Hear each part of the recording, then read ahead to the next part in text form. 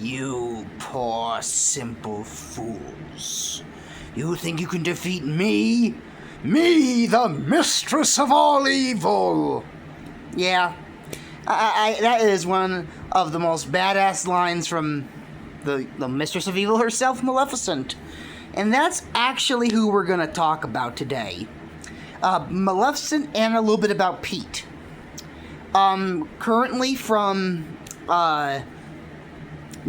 D23, Tetsuya Nomura himself said that Maleficent is going to be playing a major role in Kingdom Hearts 4.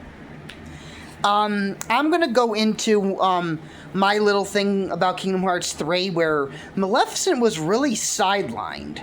Maleficent really wasn't in the game that much. She was in Dream Drop Distance less. Her and Pete were in like one scene. That's it, until Lee showed up. I think Maleficent has been integral to the story.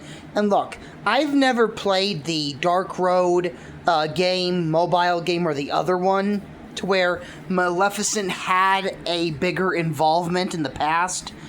And also the fact that even Xehanort used Maleficent to his advantage. That is just messed up. That is kind of crazy that the Mistress of Evil was being pretty much manipulated by Master Xehanort. That's, like, if you got someone who can actually manipulate the Mistress of all Evil herself, you got a pretty scary villain on your hands. But we're not talking about Xehanort today. Maleficent is going to be playing a bigger role. As we know, she's after this black box, this tome of prophecies. And as she has said that it does, like, allow to create your own worlds and beings in it that never existed. And, if you ask me, that's a very terrifying power. That is, a tome of prophecies that can let you create your own worlds and beings that never existed and fill them with life. That's pretty much up there playing God, pretty much. Xehanort was like, one playing with balance, like pulling a frickin' Thanos. But, Maleficent pretty much is like, I want to play God. That's not gonna end well, now is it? I'm really hoping Maleficent and Pete actually have fights with our characters, because that's what I was thinking was going to happen in number 3. Maleficent was going to, be like a continuous thorn in our side. I get it. They're trying to treat her like she's the other looming threat you gotta worry about. You got the Seeker of Darkness side of stuff, then you got the Disney villain. And I'm going to be honest with you. When I saw in the first Kingdom Hearts game, for the very first time on PlayStation 2, seeing all of the iconic Disney villains teaming up, like, you had Hook, you had Ursula, Oogie Boogie, Jafar, Hades. It was amazing. And then you had Maleficent, who was pretty much kind of in charge of all of them, And the thing is, you had the original voice actress for Ursula, Pat Carroll. You had James Woods as Hades, who is still playing Hades in the games to this day. Then you got the original voice actor for Oogie Boogie. I was just really impressed with... I think Corey Burton voiced Captain Hook, I believe, and the original voice actor for Jafar. That's what I really liked about these games, is that they try... if they can get a hold of the actor, they're going to bring them in for the game. Like, for goodness sake, they brought in Robbie Benson as the Beast again. I kind of wish he came back, because Robbie Benson was just amazing as Beast in Beauty and the Beast. But that when I first saw that scene for the first time, and that was like a fantasy that was, in a way, that was like a dream come true. Seeing, like, I would always play with my toys and like I'm battling the Disney villains. But Maleficent, as we know in the first game, Maleficent is defeated, but she comes back in number 2. She has more of a looming presence in that one, while Pete's kind of the one taking the physical damage, while she's kind of skulking and planning in the background. But still, she even has the Battle of the Heartless. I'm like she's like summoning Heartless to fight the Nobodies. I think that was pretty cool. I liked her in her involvement in the story of number 2. In Dream Drop Distance in 3, she was very much sidelined, including Pete. And I'm actually I believe Tetsuya Nomura when if he's saying that she's gonna have a major role, and I think it's alluded to in the final scene of Kingdom Hearts 3 where the Lost Masters return and Zigbar is still alive. Man, that guy's he's a son of a gun to put down, if you know what I mean. But we do see when he has the big black chest, the box, that, you know, Maleficent is looking for.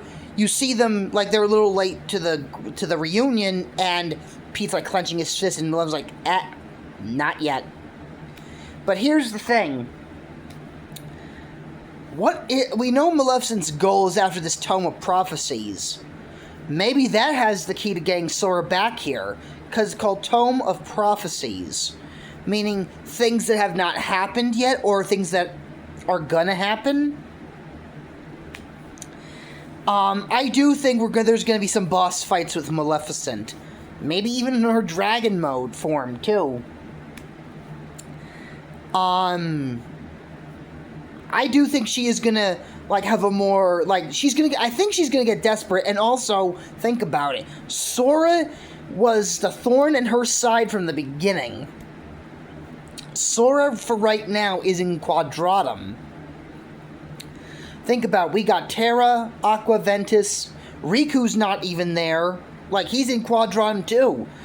So we got Kairi, who's training, we got Xion, we got Roxas, we got Aiza, we got still some good fighters, and Mickey's in Escala at Kylum, and Donald and Goofy are in the underworld, and also they appear in Coco, so they're going to probably go to other Disney worlds to try and get Sora back.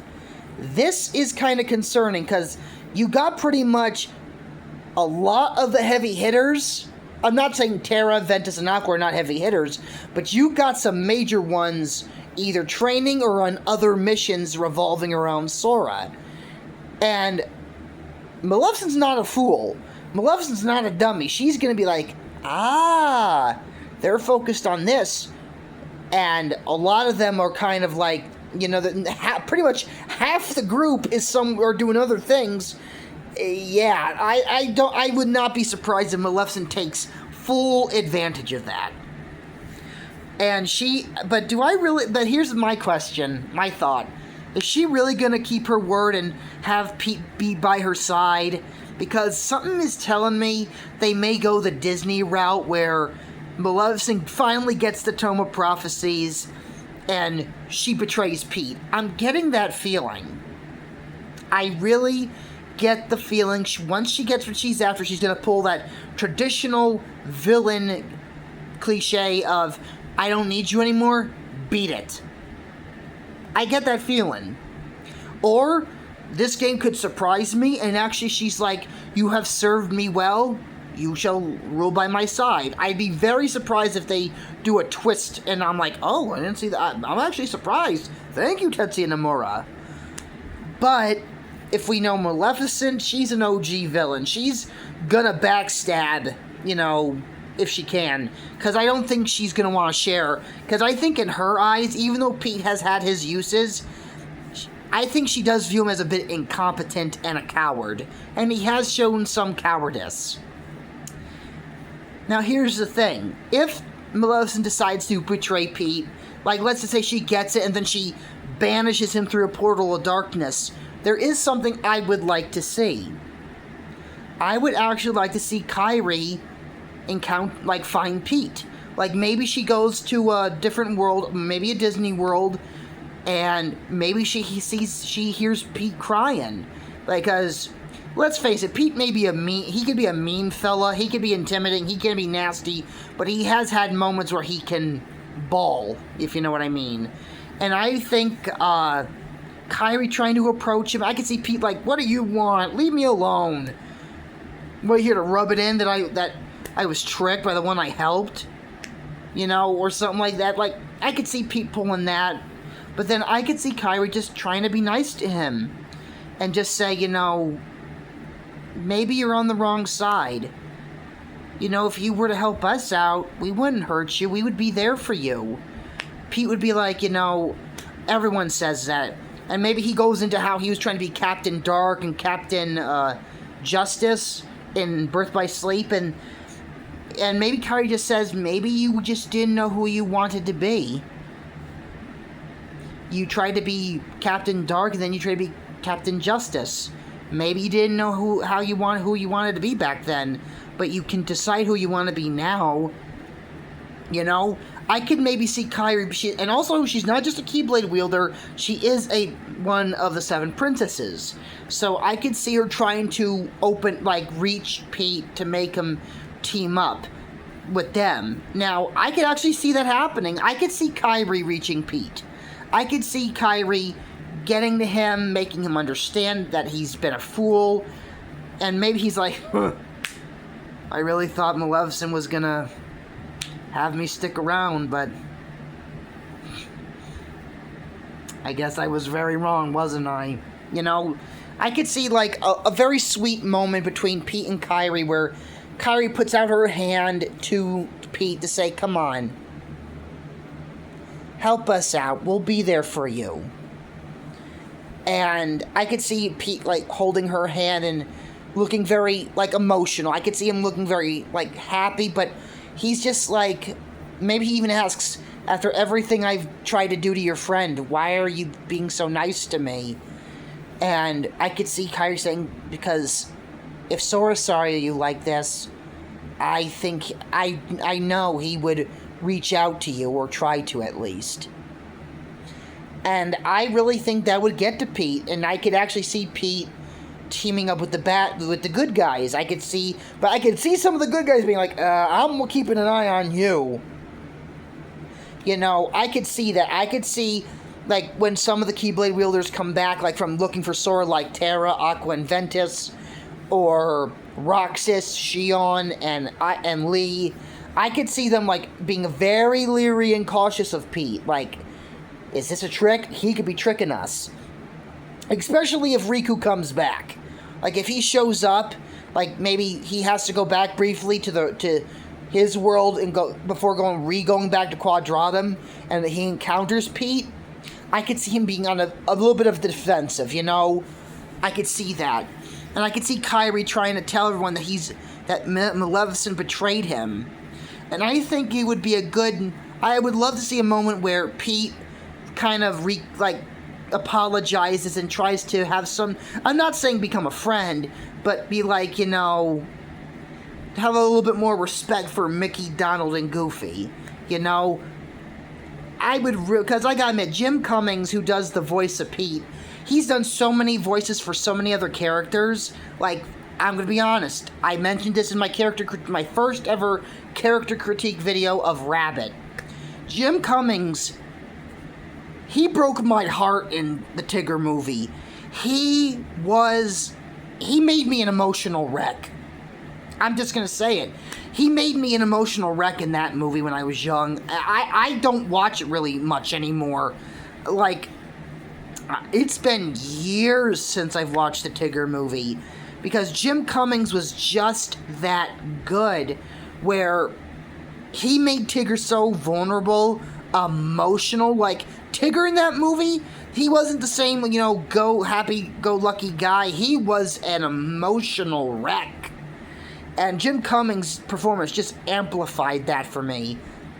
And I would just love to see him have these emotional moments, maybe of redemption, and maybe the Keyblade wielders befriend him. And maybe he teams up with them against Maleficent. Now, we don't know what the full capabilities of this Tome of Prophecies, Book of Prophecies, can do. You know, I'm kind of concerned about that because that could be our next big problem. We got the Lost Masters back, and we still got the mysterious, enigmatic Master of Masters. So I'm like, ugh. We got so many obstacles, and I think this Book of Prophecies is a problem. I think it would be kind of cool. What if this Book of Prophecies could resurrect fallen Disney villains? What if Maleficent, because speaking of which, they are making a Disney villain world at Disney, at the Wonderful World of Disney, at Disneyland. And wouldn't it be something if Maleficent made a world just for the villains? Like, and maybe she brings back Shan Yu, Jafar, has Hades show up, maybe even Scar.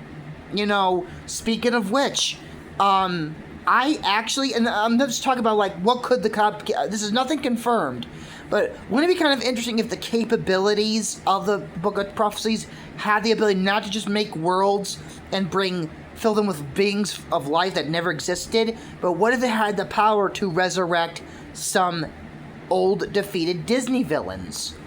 I think that'd be an interesting idea. Now, why did I bring up Scar? You know, Scar was like a one-time boss, you know.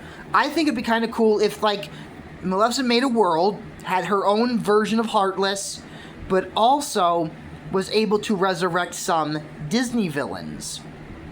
My one hope for, you know, Kingdom Hearts 4, we got all but confirmation of Star Wars because of that AT-ST foot we see in the very first trailer, and we also got Coco confirmed because they want to go with it with the setting and the themes of the game.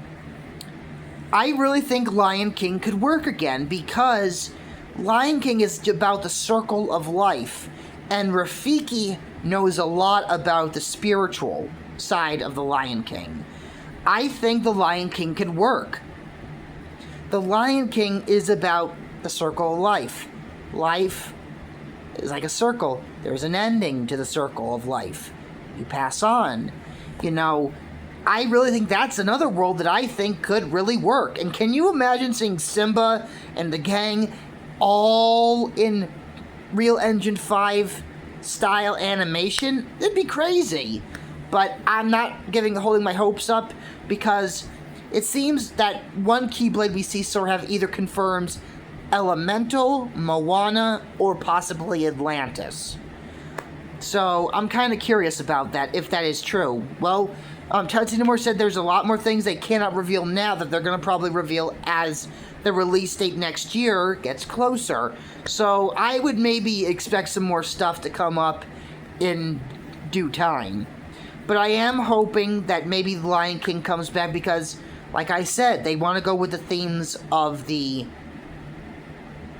game, and Coco, it's all revolved around Sora's current predicament. I think Lion King could work because Lion King, once again, revolves around the circle of life and death and the spiritual. So I think that's a world that could fit in perfectly. You know, I just think it would work. But what Maleficent's gonna do, like, we don't know the extent of what she's gonna do in this game. I am glad that Tetsuya Nomura did confirm, you know, that she is gonna have a more major role, because I will be honest, that was one of the things for Kingdom Hearts 3 that kind of bummed me out. It's not really a negative, it's more like a nitpick. You know, Maleficent has had a massive presence in the first game, second game, and then Dream Drop Distance, and number 3, she was just kind of not really there much. More like little glimpses of her in number 3 and a cameo in Dream Drop Distance. So I'm just glad that Mistress of All Evil is getting some well-earned role in number 4. Hopefully, my hope for Lion King returning happens. I'm not holding my breath. If it does not come back, fine, that's okay. You know, I'm not going to get mad or angry. I'm going to be a little bummed because, you know, it does revolve around life and death and the spiritual, and it would fit the theme of the game perfectly. So, yeah. I'm just glad the Mistress of Evil is coming back and is going to have a more bigger role. Let me know your thoughts about this in the comment section below. Let me know your opinions about Maleficent's role and if you agree with some of my thoughts and theories of what may or may not happen. And until next time, I am Draco Prime 220 signing off. Good night, everyone. Stay safe.